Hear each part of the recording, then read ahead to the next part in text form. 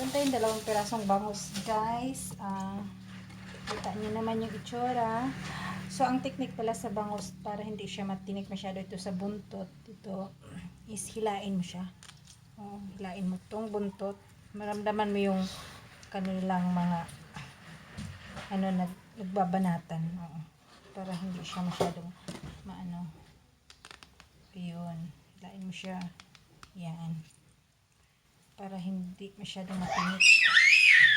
Oh, sorry for my baby. Yes. Then, atin itong kaliskisan. Okay. Let's make kaliskis for the bangus. Let's make kaliskis.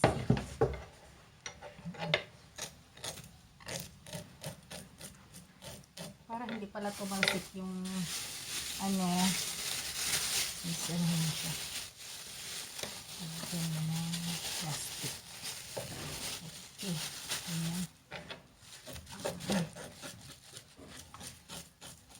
Para hindi magdikit-dikit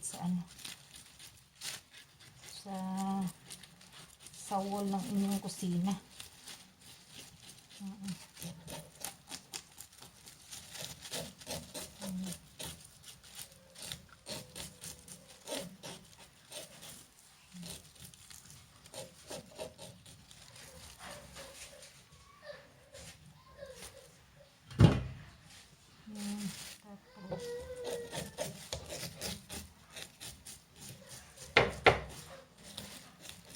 Come back here, my love.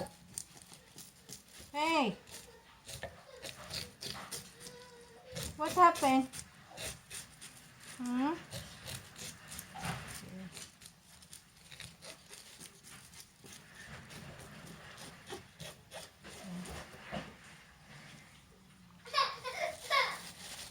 Yes. Come.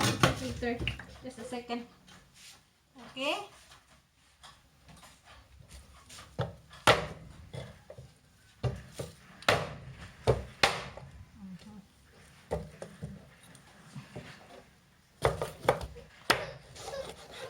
Right.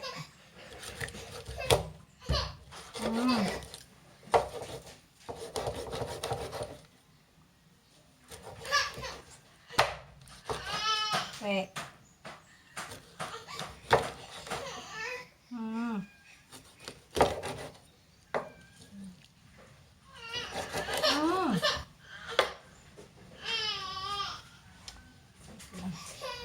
Yung ating bangus, everyone, na aking